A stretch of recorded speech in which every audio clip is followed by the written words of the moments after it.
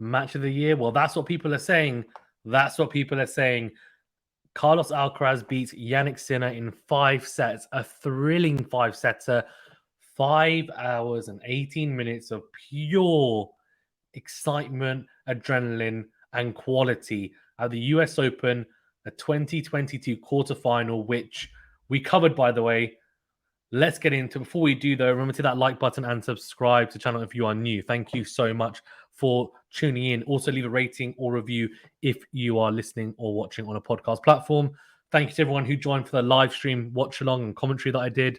It was a, I've got to be honest with you, it was like the whole night. And if it wasn't as exciting as it was, I would have really struggled. And it was already pretty tough, not sleeping a single bit. And then, but you know what? It was worth it. It was worth it because, as I said, a lot of people marking it as match of the year. And look, I mean, there's still time for a match of the year, but it would definitely be a contender, and rightly so, because it had everything. It had literally everything that you could ask for an all-time classic. And it was 2 young talents, 2 players who were playing at the top of their game in large periods of it as well, competing at the highest level. And it was just such a seesaw type match with so many different moments, so many different chances for both players. And in the end, Alcaraz coming out victorious. But I tell you what, Sinner had his chances, including a match point, and we'll get into that in more detail. But I have to say, when the matchup first came out, I was excited. And then I actually predicted Alcaraz in 5. Now, I don't want to say that I'm Nostradamus because it was very, very close to being Sinner in 4. But obviously, he did do it in 5 sets in the end. A lot of people thought Sinner might have too much on the back of the court in terms of power. He'd just beaten Alcaraz in Umag and also at Wimbledon, so on the clay and grass. So everyone was thinking, you know what, he's going to complete the collection and beat him on hard court. The head-to-head was 2-2 going into this. Alcaraz had won the first 2 meetings, Sinner the last 2 meetings this year, of course, as I mentioned.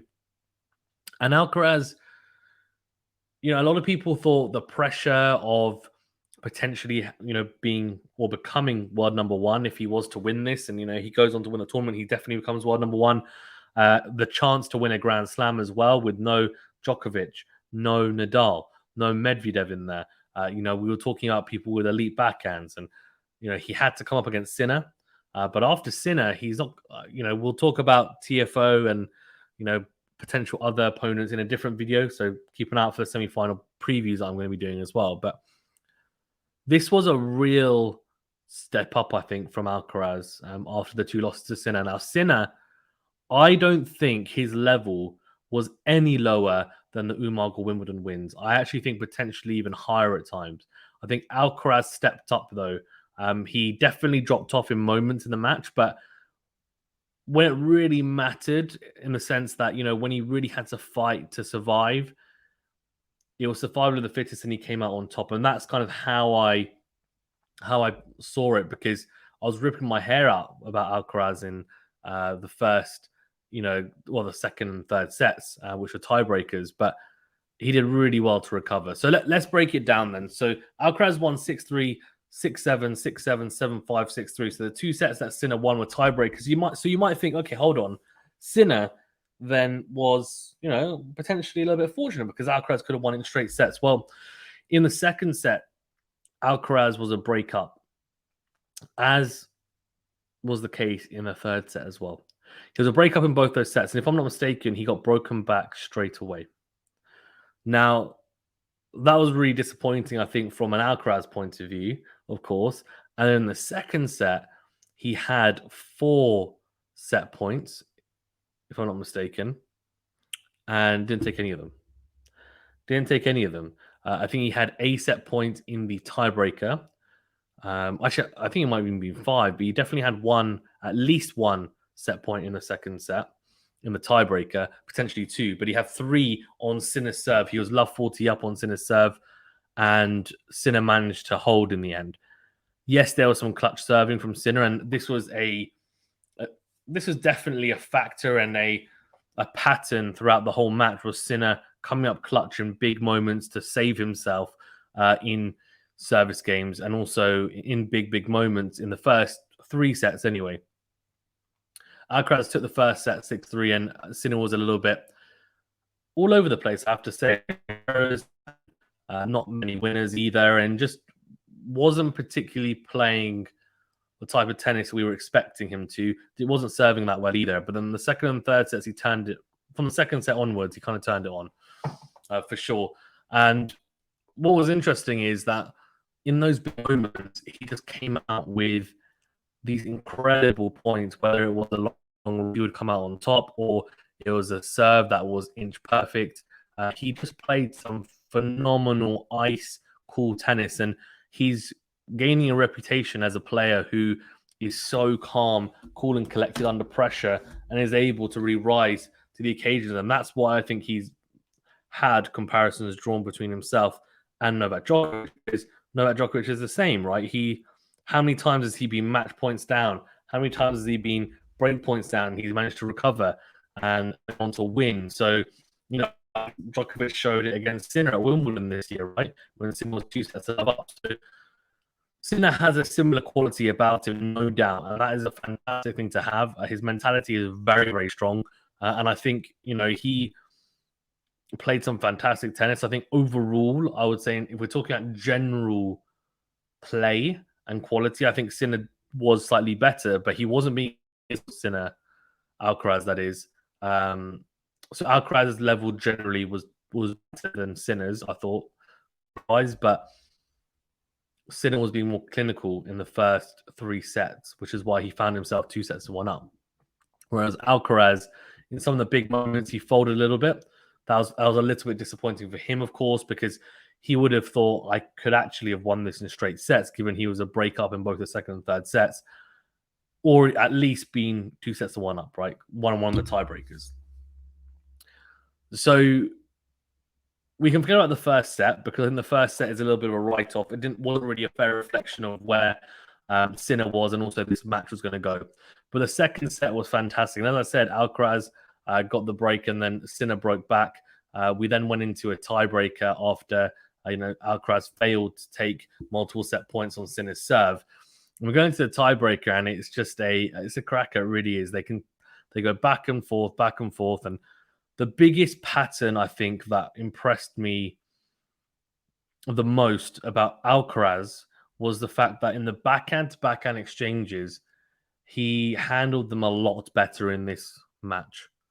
Now, you might say, well, okay, well, it was a very close one for Zan, and actually only just came out to it. That's true. But you have to remember that in Amag and also Wimbledon, he got potentially destroyed.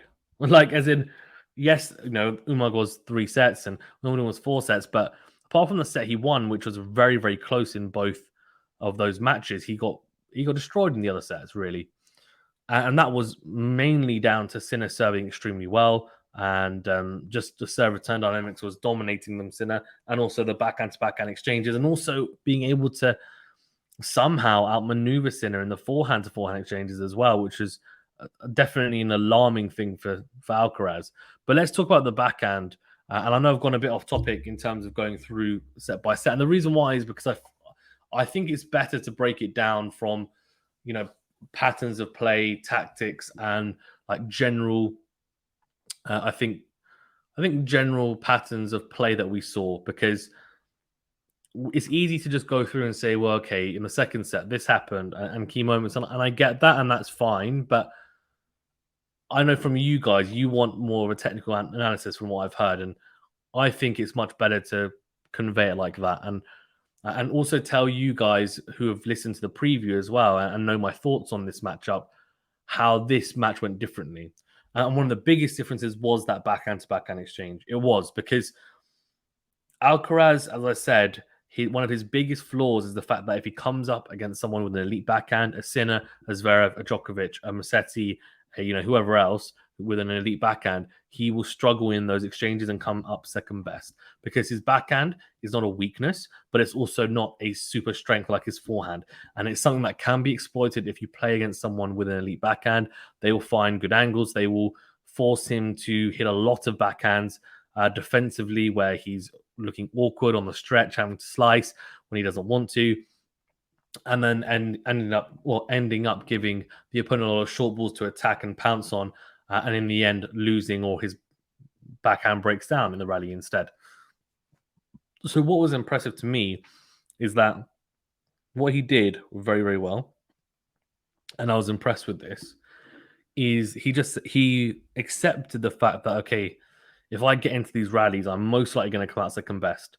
So the majority of the time, what he did is he said, okay, if Sinner's not hitting a backhand that is with enough depth and width, I'm going to make sure that I'm running around it hitting a forehand.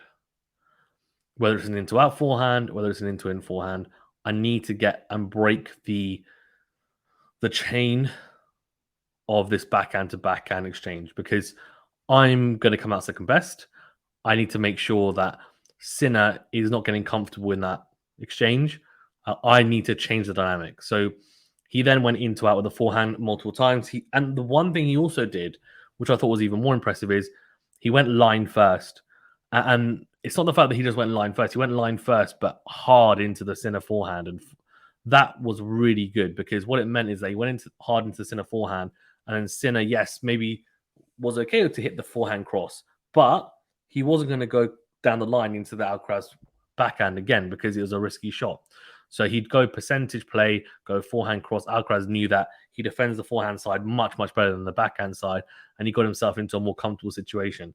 So that was extremely impressive, because it's easier said than done. And I think for the majority of the time, he managed to get out of that dynamic more often than not, which is great. I guess the other thing is that in those backhand to backhand exchanges, he at times would, of course, try to drag Sinner out. But I think the majority of the time, as I said, he conceded the fact that it wasn't a great matchup for him. So he might go slightly more central with it. And I knew that he might get into out forehand from Sinner, or Sinner would not be able to use as much angle on the backhand to then drag Alcaraz out. So he would then be able to hit an into out forehand as well, potentially in response. So it was very intelligent from Alcaraz, from what I could see, and as I was watching it. And Sinner is someone who utilizes angles extremely well. And I think Alcaraz kind of tried to take that away from him a little bit, and it worked. It did.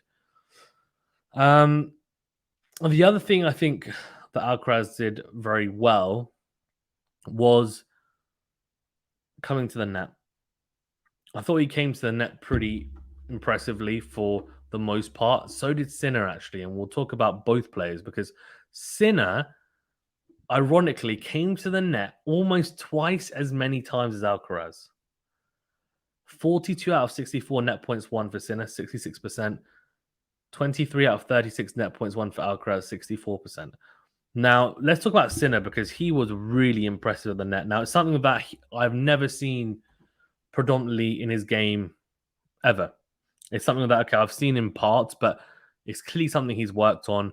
He knows that, look, I've got so much power from the back of the court. Why am I not trying to finish off points earlier by hitting a good approach if it's a short ball or a ball that can come in behind, and then killing it with the volley? And he realized that. And both these guys are great passers of a tennis ball. So it just shows how good they were at judging when to come to the net, because those net points won percentages would have been a lot lower if they'd faced, a lot higher even if they'd faced someone who wasn't as good, genuinely. So what I would say is I was extremely, extremely impressed, especially with Sinner's willingness to come forward. And not just his willingness to come forward, but his execution. His volleying still isn't as natural, I would say, as Alcaraz's, but it's good enough. And his approaches are very, very good. And he knew, look, if I approach the Alcaraz forehand more often than not, he probably will punish me. But he also knew, actually, that I can't always go into the backhand, because I go into the backhand. Alcaraz's backhand lob is phenomenal. And there are a couple of points where he just had to suck it up, and Alcaraz hit incredible backhand lobs, and Sinner looked silly trying to smash and kind of couldn't reach it, and he got lobbed. So there's a bit of variation there as well, which is good to see from Sinner. He wasn't just going into the backhand because, as I said, he knew the backhand lob is so good from Alcaraz.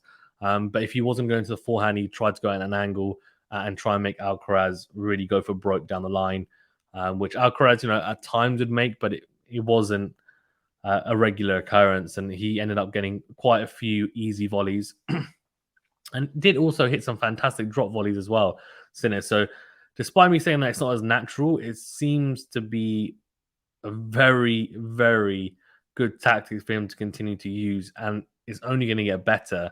And I think that's what was so impressive to me about Yannick Sinner coming to the net. And I was really, really happy to see him coming forward. Um, what I would also say is for Carlos Alcaraz, he was a bit more selective then about coming to the net, as the figures show. And the reason why is because he knew that if I come to the net and just rush to the net, Sinner's going to pass me. But not only will he pass me, I need to find the right opportunities. And for the majority of the first three sets, Sinner was actually winning the longer rallies. He was winning those exchanges, and despite obviously the backhand to backhand exchange, which I said Alcaraz was having more success on, the success kind of increased set by set, I would say. The forehand to forehand dynamic was better than what it was in Umag or Wimbledon. I felt like Alcaraz had more control in that. Sinner, was able to hit some fantastic angled winners at times, but generally, Alcaraz had his fair share of points that he was able to win in those exchanges, and both players at times were just hitting incredible depth and power into corners, defensively, just unbelievable. I mean, Alcaraz, the way that he chases down balls, there was obviously that incredible point, which will be on tennis TV, where, he hits a return and then Sinner goes approach shot and it goes behind Alcaraz, and Alcaraz sticks his racket out behind his back, somehow gets it back into play, and then ends up winning the point by passing Sinner. I mean, it's just incredible, genuinely incredible. And these two guys are unbelievable athletes. And that's why this match had everything, because it had some incredible winners. I mean, we had a total of 119 winners, right, between the two. But, both are, I would say Sinner's a bigger server generally with, 8 aces, Alcaraz of 5. But because they're so good at returning, we ended up seeing these incredible rallies, but they weren't just plodding rallies. They were rallies where both players were getting dragged backwards and forwards, side to side. We saw net points. We saw points on the back of the court. We saw little drop shots, little dinks. We saw lobs. It had genuinely everything to it, drama. And that's what makes this an all-time classic, because there's some matches that are 5-setters and they're great, but you just have players that have a specific style that they utilize, and that's it, and they don't have the variety to their game. Both these guys do. Sinner in the past was just seen as a power base, and he's not anymore. He's bulked up his serve. He's able to come to the net as well. Alcaraz has always been someone who has the variety, and both players just gelled into this incredible, incredible competitive, match that I think gave us a sneak peek, hopefully, into the future of tennis, which is going to be guys like Sinner and Alcaraz competing for major titles in big, big matches. And we will most likely will see this many more times. And I can't wait to watch it, because if this is what tennis is going to be like, then I love Nadal, I love Djokovic, I love Federer, I love those guys, and there will be so much Murray as well. Like all of these guys, the old guard. But it looks like tennis might be in safe hands going forward with these guys. These guys are not going to probably dominate, like the GOATs, like the big three, like the big four, or big three, I guess. But I tell you what, it'll be exciting. It'll be exciting to watch. That's for sure. And Sinner, it has to be pointed out, had a match point in the fourth set. It was only one, but he did have a match point in the fourth set. He was 5-4 up, serving for the set. So he was serving for the set at 5-4 up. And actually, before we talk about that, let's talk about that second set tiebreak, where obviously Alcaraz had set points. He didn't capitalize. And in the end, Sinner took the set 9-7. And I did say at the time on commentary that I thought whoever took that set, similar to the Kyrgios Medvedev match, when that was, I think it was 13-11 in the first set tiebreaker, whoever took that set most likely would go on to win the match. Now, in the end, that wasn't the case. And that's what made it even more incredible, that Alcaraz managed to fight mentally more than anything back to a winning position and ended up converting. So this 9-7, that tiebreaker, Alcaraz was disappointed because he had chances, of course, multiple set points, more than Sinner. Probably played a better tennis in the set, but in the clutch moments, Sinner was victorious, and rightfully so, because like I say, tennis isn't about how many points you win. It's about how you manage your games, how you manage your sets. And Sinner was much better at doing that. Saved a lot of break points, and then also managed to save set points and converted when he had the chance. Third set was again a tiebreaker. Alcaraz again had the breakup, again got broken back. And I mean, that was just a throwaway set, a tiebreaker. I mean, 7-love. He was off the ball. He was frustrated. I think he knew, you could see on his face, like his his competitive edge had dropped down a little bit in scale, because he knew after that, after winning the first set and the second set tiebreaker, and he knew he should have won the second set. Third set as well, he's thinking it was a breakup. It's a lot to digest for him. So he then went 2-1 down, and I was thinking he's done. I was thinking Alcaraz is done. Sinner's going to win this in 4 sets, because mentally he just looked like he was done. He was absolutely done. And then he gets the early break in the 4th set. And I'm thinking, wow, because he started off very shaky. Sinner looked like he might break him. He didn't. He didn't have any opportunities, but he had inroads in the Alcaraz serve. And Alcaraz ended up breaking Sinner early doors, and he went on to win the set 7-5 in what can only be described as an incredible mental comeback from the Spaniard. And they're thinking, okay, 2 sets all. And not only, by the way, did he take that set 7-5, he saved a match point, because at 5-4, Sinner was serving for the match. So Alcaraz got the early break in that set. Sinner then broke him back, and then he broke Alcaraz as well, if I'm not mistaken, to go 5-4 up. So he was 5-4 up, serving for the set. He got 1 match point on his serve, didn't take it. Alcaraz saved it. And then, not only did he save it, he broke Sinner, took it to 5-all, and then won the next 2 games. He won 3 games in a row to take the set 7-5, which is incredible. It really was, given that he just saved the match point. And Sinner, then you're thinking, okay, mentally, how's he going to handle it? But the 5th set, I have to say, was very exciting as well. Now, yes, Alcaraz got the break. It was relatively early in the 5th set, and Sinner then wasn't able to recover. But there was some incredible tennis on display. And look, Alcaraz took it in the end. But I have to give kudos to Sinner, because he played some unbelievable tennis, and he is improving so much. I mean, he's improved more than Alcaraz in the last year and a half, 2 years, in my opinion. That's how good I think he's been. Yet he's a couple of years older as well. And, he's still got a long, long way to go in terms of his development, as is Alcaraz. These guys are going to become phenomenal players. They're already incredible players. But it was a pleasure to watch. It really was. I know I've used a lot of superlatives in this post-match analysis, but it's really hard to describe how good this was. It really was. A couple of more technical points, as I've talked more generally in the last 5-10 minutes, is obviously the serve return dynamic was interesting, because Alcaraz, I thought, might struggle with the center serve. He started reading it a lot better. Sinner went into the Alcaraz backhand a lot early doors, and he had a lot of success. He went away from that, I think, from the second set onwards, and not completely, but in spurts and like in periods, he then would start going into the backhand a lot, and he would get success. But he started varying it up, mainly because he was struggling with his serve, in the sense that he hit 11 double faults in over 5 sets, and he was struggling a lot with just getting the serve in and making his first serve at times of 55% of first serves in, for Alcaraz 65%. So that kind of 10% difference is pretty substantial. And also the 11 double faults is not ideal. So he, I think, had that in the back of his mind as well. And he started then going a bit more conservative with the first serve at times, except for the big points, which, in fairness to him, he would go big into corners and he'd save a lot of break points. So Alcaraz then had more success, I think, in the return games. I think his ability to read the serve was a lot better as well. He attacked the second serve of Sinner, stepping in a lot of the time, a lot of return winners.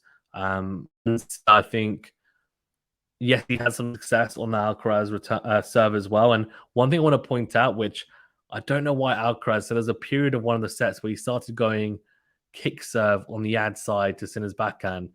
And I was just thinking, this is a silly tactic because it's a tactic you utilize on a clay court when it's high bouncing and slow, and it's a potential serve to use. But even then, I don't think you should always use it.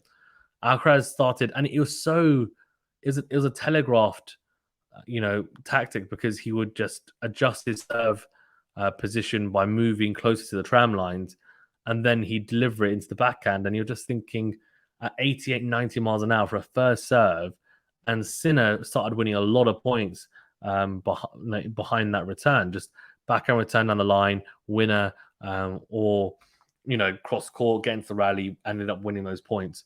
Alcaraz persisted with it for a little bit, and then I think he thought he could use it like a bluff. So he'd stick to that serve position, but then go hard down the tee, flat down the tee for the first serve. And that worked a couple of times. But yeah, it was just a really bizarre change of tactic. And I'm not sure why he went for it. It didn't really work for me. And, it's not a clay court. Not just that. It seems to be a tactic that he likes to try and utilize, but it's not one that I think is or should be a go-to. It's one that should be a variation at times potentially, but yeah, a bizarre choice from me for me to witness. But generally, he served pretty well.